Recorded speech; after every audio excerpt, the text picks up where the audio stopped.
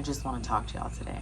The reason why I want to put out this video is because I feel like a lot of us join things and just jump right in, and we don't really know the logistics, the rules. I know I didn't. When I started the homestead, when me and my husband started this, we knew nothing.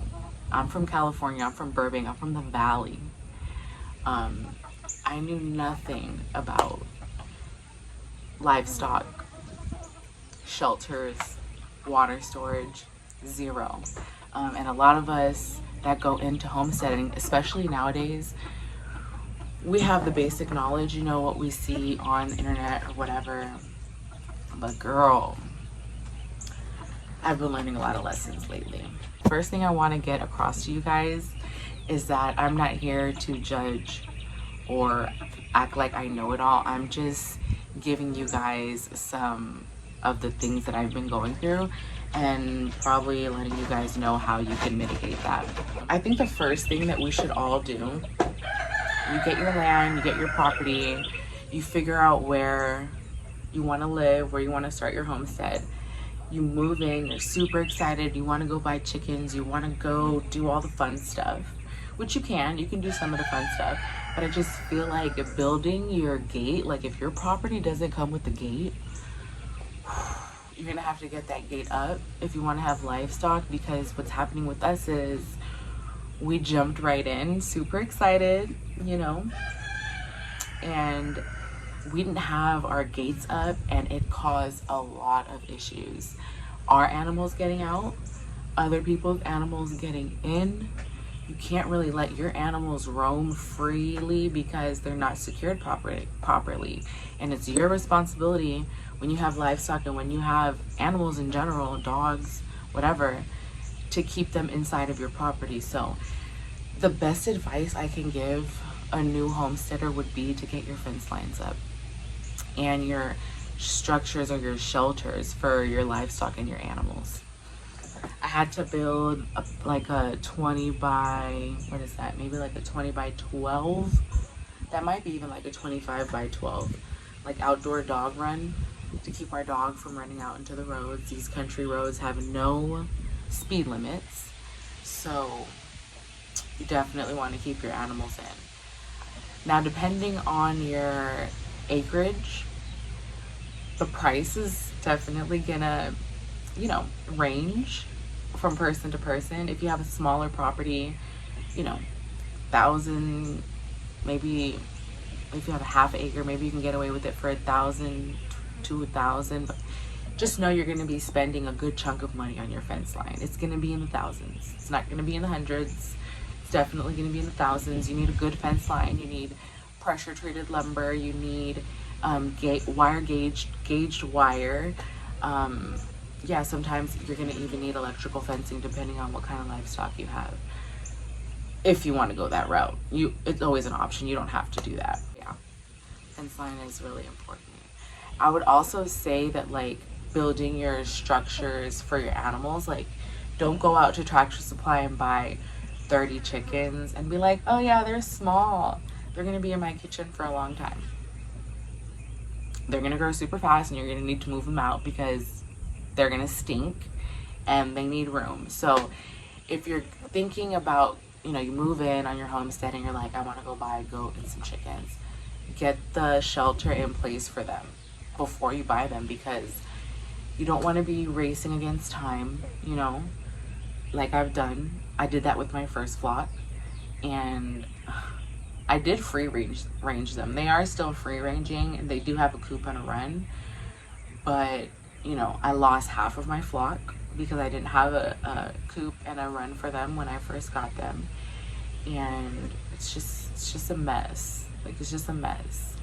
So what we're going through now is our mayor just had a foul, and completely out of nowhere, and I'm going to tell you why. We didn't have our fence line up properly.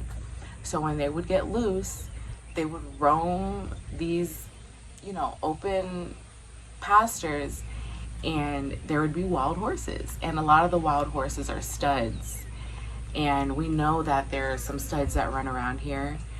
And now that she's had her baby, we know which stud it was because of her color.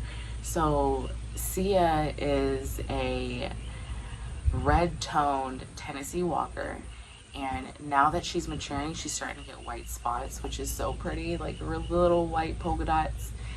And she dropped a fowl that is white. Okay, that fowl is so white with like cream tones, but she's predominant, her hair is predominantly white, let's just say that. Okay, so she dropped the fowl out of nowhere, and with our fence lines still not being all the way up, I'm speaking from experience, I'm not, you know. So we have a Great Dane, and our Great Dane is male, and he is not neutered or spayed, however you say it. He still has his cojones, and he uses his cojones too. He is ballsy, and he kind of was tormenting the fowl, intimidating her through the fence. And we have cattle panels back there, but they're not reinforced the way that they should be, so some of them are leaning. So he was able to jump through, like where the barbed wire meets the cattle panel. He like darted through there and almost got the baby fowl. So we freaked out. Okay, we went to, you know, the home improvement stores, Tractor Supply, McCoy's Lumberyard, Tractor Supply, McCoy's, on Home Depot, and we got all of the supplies that we needed to fence in and dog proof the front of the property, so that he will kill that fowl. If we let him get to her, he will kill her. So it's our responsibility as the homesteaders to do what homesteaders do and secure your property and your animals properly. So I really just wanted to jump on here real quick just to share this experience with you guys of working against the clock, which is not fun, and it costs you more money sometimes, because if you put up a half-ass fence line, do not put up a half-ass fence line. It's going to either rot or be knocked down by loose cows or whatever. Just don't do it. Just take advice from other people who have been down that road already. Just take the advice. Don't think like, well, I know how it, you know, just take the advice, okay? I'm exhausted from trying to catch the Great Dane from getting back there. Then we have those two new puppies. Y'all know, if you're a frequent viewer or if you're a subscriber, you know we got those two new puppies, Cosmo and Salem, and they're cattle dogs. So they're back there trying to herd up the herd, and it's just exhausting, like trying to keep the animals separate. It's just exhausting. So my energy is low because we've been having a race against the clock for the past 2 days, and we finally got all the supplies we need. It's been 90 degrees for the past 2 days, so it's been hella hot. So we really haven't been able to work during the day. We don't want to catch a heat stroke. So hopefully, you know, we'll rest up tonight and we'll hit it early in the morning before it gets too hot with me, my husband, and my two girls. They're helpers. They're 4 and 3, but they can lend an extra hand. So I'll get some footage of that for y'all. It's actually a lot of work. Y'all wish us luck. But yeah, take advice from those who've been down that road. Until next time, y'all, keep loving life, keep growing your own food, and grand rising to all.